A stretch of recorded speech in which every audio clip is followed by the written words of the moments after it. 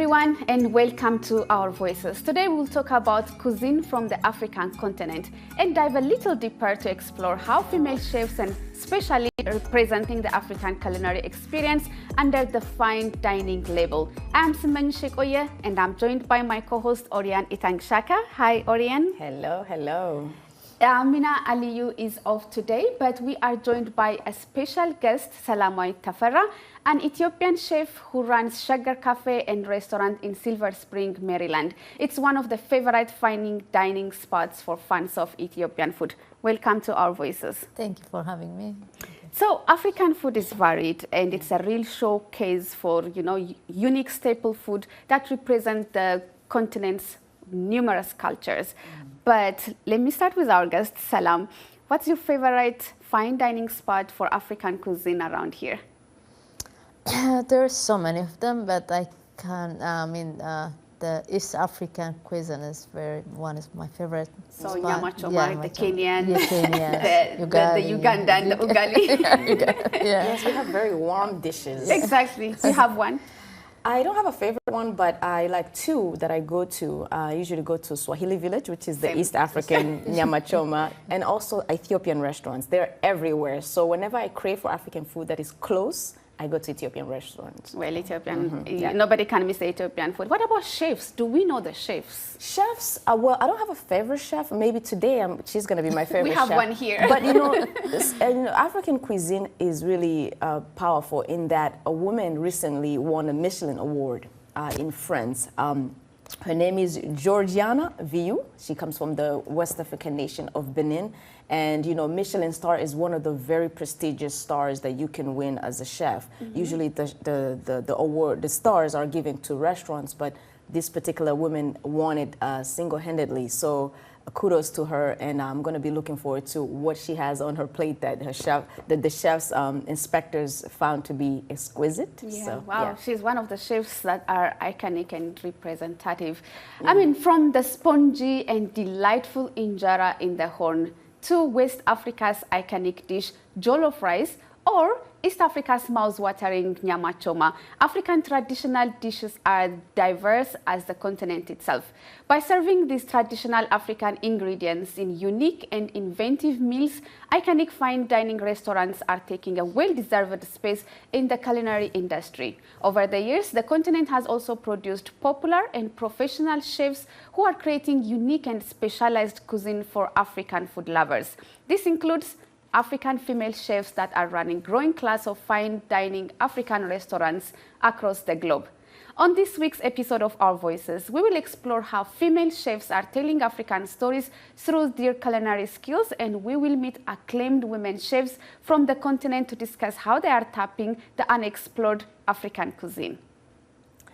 Right, but before we delve into the African fine dining trends and their sophisticated menus, let's look at the experiences of African casual dining, where female chefs are increasingly bringing indigenous ingredients to the forefront and experimenting flavors to attract the global audience. In Kenya, a number of women are joining the culinary world and going ahead to become trailblazers in the industry that for a long time has been considered a men's world.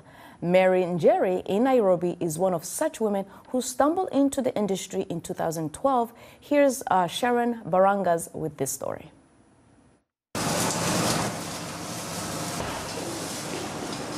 It is a few minutes to lunch at the heart of Kenya's capital, Nairobi. A busy time for restaurants. They're all competing to satisfy their clients, who include locals, expatriates, and tourists eager to have a taste of the diverse Kenyan cuisine. At Big Square, one of the high-end restaurants in Nairobi, we meet Mary Njeri, one of the head chefs. Mary stumbled on the profession by accident after walking into the restaurant in search for a job.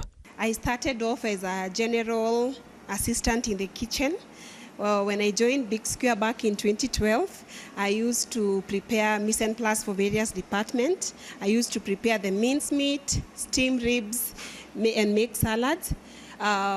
After some time, I was able to show my capability, and I was granted an opportunity of being kitchen team member, and by that particular time, I was holding the grill department. I was the best griller. With a growing population in Nairobi, the competition getting stiff, and customers becoming more adventurous, restaurants have had to reinvent themselves by specializing in unique dishes that set them apart. A unique products to Big Square, we have our burgers, quite a variety. Beef burger, chicken burger, vegetarian burger, so that is very unique. The mince is prepared at our central kitchen. Secret family ingredients are used to prepare, to mix up the mince meat, so that gives it a unique taste. When it comes to the pork ribs, they are marinated using the ingredients, the Big Square ingredients, slow cooked for a couple of hours. After that, they are pre-packed, chilled, then transported to our branch. Mary describes her cooking as an art. Creativity in the kitchen, she says, is key, and her customer satisfaction is her greatest motivation. I love food. I am a foodie. I love food, preparing the food, just seeing the end result of the food. You first eat with your eyes, and that is a wow for me.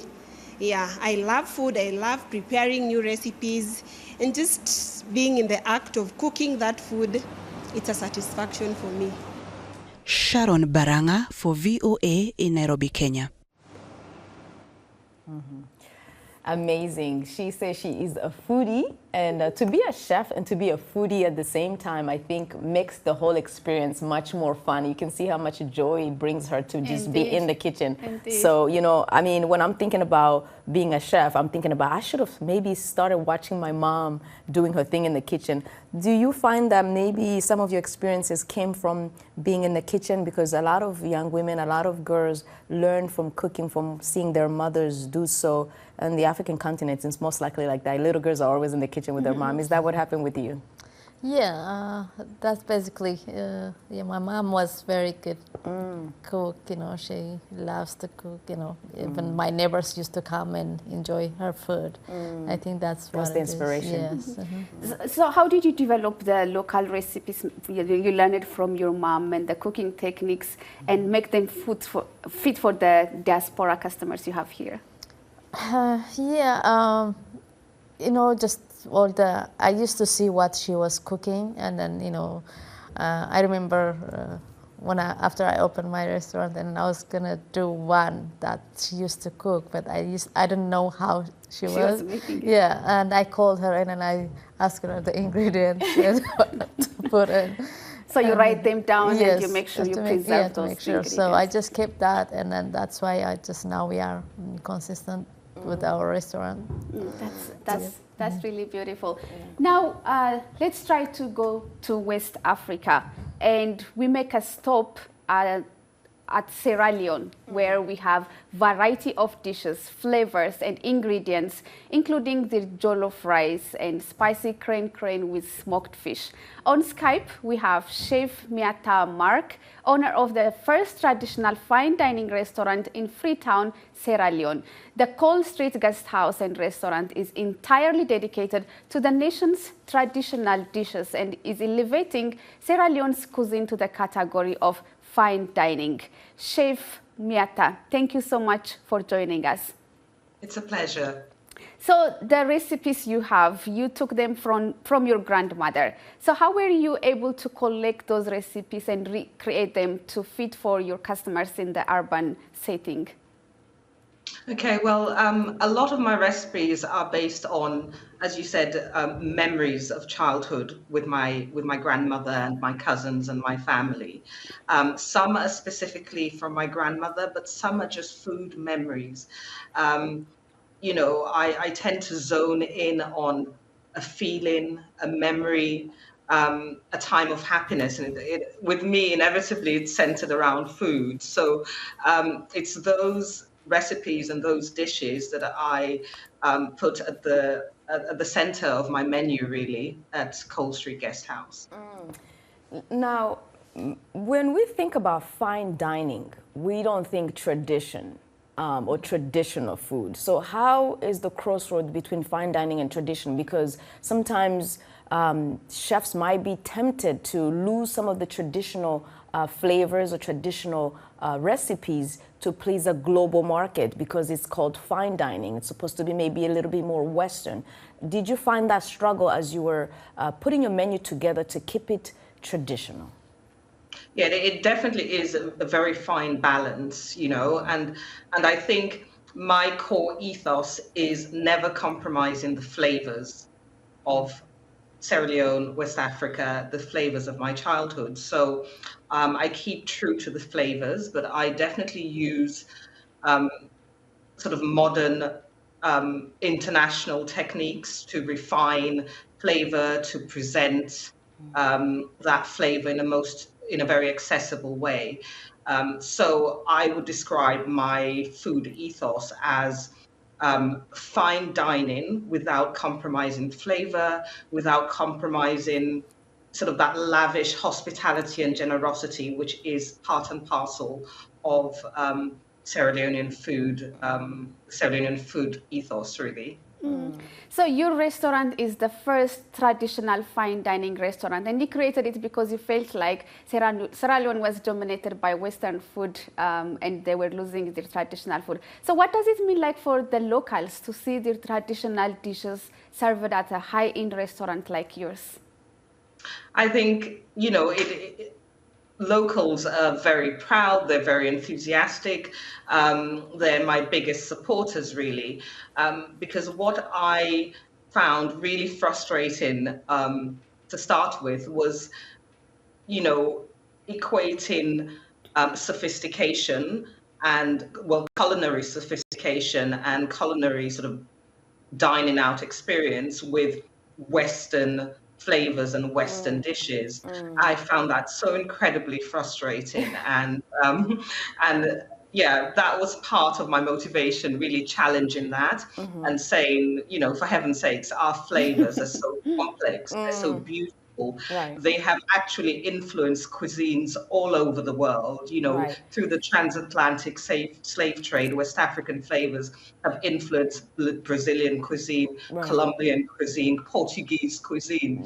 So it's sort of taking back ownership of those flavors. Nice. Now, Miara, do you have quick tips for chefs that are coming up in the fine dining industry that they can use to really just boost up their culinary arts?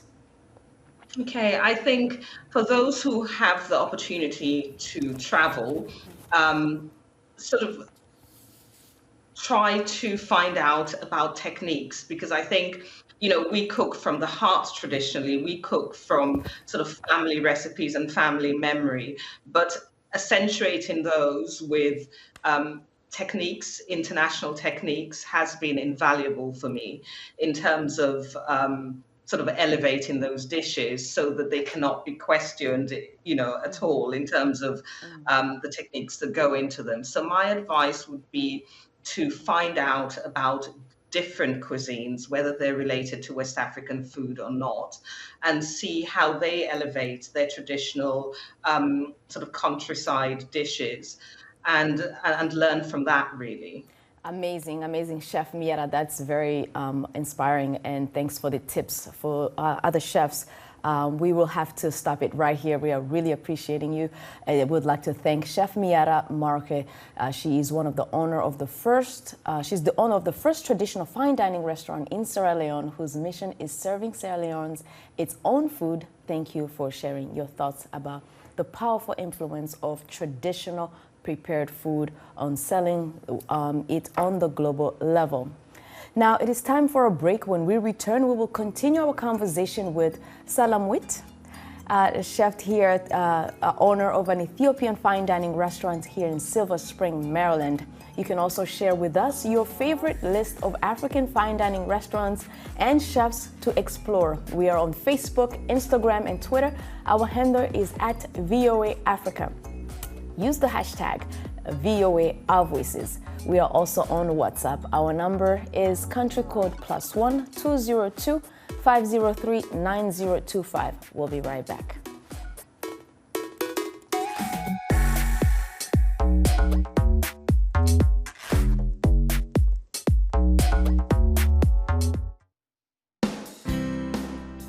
Health, wellness, sport, beauty, medical breakthroughs. Healthy Living cares about your well-being. What are the main health concerns in Africa and around the world? Find out the latest on coronavirus.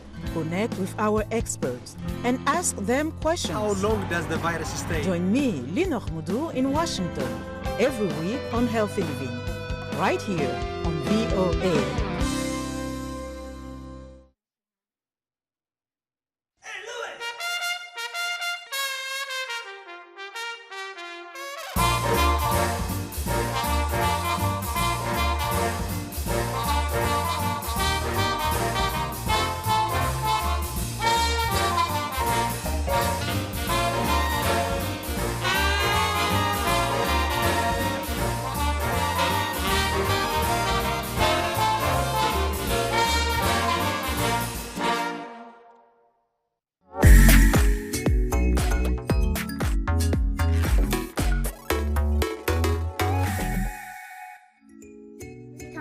You are watching Our Voices. We are discussing African cuisine and how female chefs from the continent are selling African image through their creative, delicious meals. Before we continue our conversation with Salamoit, let's hear from people on the continent on how they feel about more women joining different culinary environments such as fine dining, casual dining, or catering businesses. We begin in Zambia with David Mwanza, Nancy Banda, and Andrew Chabala.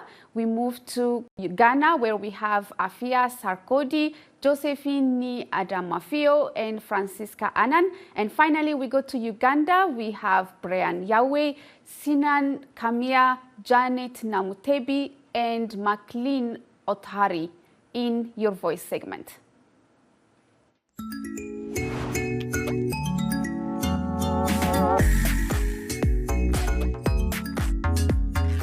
Now we've seen that men are also learning the skills of cooking and looking at the longer hours that we have in these restaurants are quite many. So we do need a balanced gender in a restaurant so that men can assist women as well, in as much as women can assist men in terms of cooking, ideas, skills. I think women are better chefs than men because as they grow up, they are usually found with their mothers and they begin to learn how to cook from a tender age than men who learn to cook at a later stage. I prefer men to work as chefs in restaurants because they go to school to learn on how to cook. It really helps them to understand and cook the kind and type of food which people want. I like seeing a woman working as a chef in a restaurant because I like the idea that she's getting paid for that work. Usually in Africa, women are the ones who cook at home and cook for people, and it's usually for free. They are not paid for that. So when I see a woman working as a chef, then I know she's getting paid for her skills in cooking. Most women should take it as a venture and commercialize their work. They shouldn't just see it as a duty at home to be cooking for their family. For me, it's not really about a man or a woman. It's about the food itself. A woman can prepare the food and the food will not be hygienic. You eat it and you get contaminated.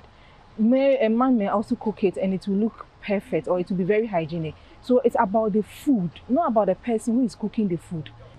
I would prefer a female chef because they are naturally cooks. They cook with love and passion compared to the male chefs. Since my childhood, I have been eating the food prepared by a female. So whenever I just go to the restaurant, I prefer being served by what? A female chef. When I go to a restaurant, I prefer a male chef. Personally, as me, like the men cook food with a lot of passion and love. Once you do something with passion, you do it very well. So I would prefer a male chef because I feel like they'll do it. They're perfect. Amazing. That is awesome. Ethiopian food is very popular here in the Washington, D.C. metro. I mean, you see restaurants everywhere. But the menu is very diverse. I mean, you have maybe 17 things on the menu. Yes. But how is it as a woman chef managing such a large menu and a large team at that? that is sometimes it amazes me too, you know, because it's different food. It has own recipe, its own taste. So to come up with that, you know, the tasty food, we have to work hard. And then, you know, so I keep all the recipe in one place, and then everybody, whenever who comes in out, you know, they have the same taste. So it's not easy, but at the same time, but you know, we manage. Do you teach or train new chefs? Yeah, we train them when as soon as they come in, so they have to keep up our because you know a lot of people they cook in their kitchen, but you know it's to bring it the taste, my sugar, you know, because it's different. But ours is like, you know, always what I tell them to come. This is my kitchen, not their kitchen. So you have to follow what we have. There's actually exactly. We have some samples here. Can you tell us what we have here? Yeah, the sample I brought is all the veggie platter. Okay. So you know the color is first. It makes it so beautiful. A lot of yes, and as you mentioned, each of them has their own seasoning and their own flavors. Yes. So what is this, for example? That's collard green. And this is made with? That's yellow split, that's yellow lentil. Lentil, yes. Okay. And that has? Cabbage and carrots. And that's red lentil. Red lentil. Yeah. Which one is the favorite? The red lentil is spicy. People's favorite? Yeah, they love that. And most Americans love the yellow one. The yellow. Yeah. And what's the seasoning in that? The turmeric? Turmeric. Turmeric, turmeric, coriander, and we put ginger in those. And onions. And of course you have an array of different kinds of meat you make, and that also has their own flavors. Exactly. How do you ensure that you get the flavors? Do you import them from Ethiopia? Do you grow them here? What do you get your supplies? Yeah, the main ingredients, barberry, we brought it from Ethiopia. We imported from there. So and most of the korima, the cardamom. So we imported from Ethiopia. So that's the main ingredient. Okay. And, so by bringing the ingredients from Ethiopia, you keep the traditional and the local taste while you serve it for the customers here. How do you ensure your food, you know, stays at a level of fine dining? I mean, you did mention that, you know, when the cooks come, they have to make sure they cook it the way you cook, because some of them might consider themselves chefs. Yes. But how do you ensure that it stays at a level of fine dining? What are some of the things you do? Yeah, first of all, we don't keep the food in the fridge, so we cook it right away. Fresh, yeah. So when they come, so we have the list of the ingredients, so to mix, you know, for each food item. So we just keep it, you know, separate, and so they know what they have to put in the. And also the way that it's served, like the environment and the atmosphere. Also. Yes, when we serve it, you know, there is so many ways to serve the Ethiopian food, the traditional way and the modern way. So we mix of each, and then, you know, like. To present it, when you see it, you have to, you know, to eat it. So these African dining restaurants like yours, how do you say that they help to create a good image about Africa, the continent, and the culture? Do they help promote Africa on the global stage? Yes, it does help, especially the color of the food. It brings the African color, so the green, yellow, and the you know, the red. So that's always been, when we put it on the plate, we say this is Africa, the color of the unity. Yeah, so that brings it, I think. And the fact that people from other countries eat a lot at your restaurants. They do. Yeah, especially at this time, you know, they prefer to come to Ethiopian food, and they eat a lot of vegetarian. So we sell, you know. Is that an opportunity to explain to them about Ethiopia when they come in? Yes, but actually most of them, they know about Ethiopia. Around here, around in the DMV area, yes. But some people, they never, they don't experience the Ethiopian food, so we explain them what Ethiopian and where located. And, Do they still eat with their fingers, even if Yes. it's fine dining? Because I mean, that's just tradition. I mean, tradition or, you know, fine dining or not. Doesn't necessarily have to be with fork and Yes, knife, right? You don't have to butcher the culture just because it's fine dining. You still see foreigners use their fingers. Yeah, and you know, most of the time, if I see new comers to my restaurant, I go and demonstrate, you know, how to eat, and then, you know, just show them, you know, what the food is. So the ingredients we explain. So we just tell them, like, this is our fork, and then so just. Yes, this is the natural fork. That's true. How long have you been in the restaurant? You have also another one, right? Yes, this restaurant almost 7 years running, and the other one is still Silver Spring. It's 4 years. Yeah. So you have both Shaga and Palace Lounge. Palisades Lounge. Palisades Lounge. Yeah. The other one mix Ethiopian and American. So yeah, we have. Ethiopian it's and like American. more. It's like emerging. Emerging. So Yeah. as a woman chef who runs a restaurant for this long, 7 years, is and I mean, running a business in the diaspora, may not be easy. So what is your advice for other women from the continent who want to start their own business, especially in the fine dining business? Yeah, I mean, if they have desire to do whatever they want, they can. But you know, it's not hard, but it's not easy at the same time. So they have to come up with the passion. So passion is very important thing just to start, you know, any business, any restaurant businesses. So I would suggest for all Africans, if they wanted to open their own restaurant, you know, don't afraid. Don't be just afraid. be. Yes. Yeah. And also, coffee is part of the experience at your fine dining restaurants. Do you serve coffee as well? Because coffee, I know it's a big thing in Ethiopia. Yes. And you have the beautiful setup here that, you know, you incorporate coffee ceremonies in your fine dining? In my restaurant, we don't. I mean, we do have coffee, but we don't do the whole ceremony because you know that's a lot takes of a work. lot of work. So, but you know, we just serve with the jabana and with the. Okay. Yeah. Well, thank you so much, Selamoit. And all our guests, thank you so much. This is our show for today. We will see you again next week with another exciting program. Be sure to continue the conversation though on our social media platforms. Until then, thanks for watching.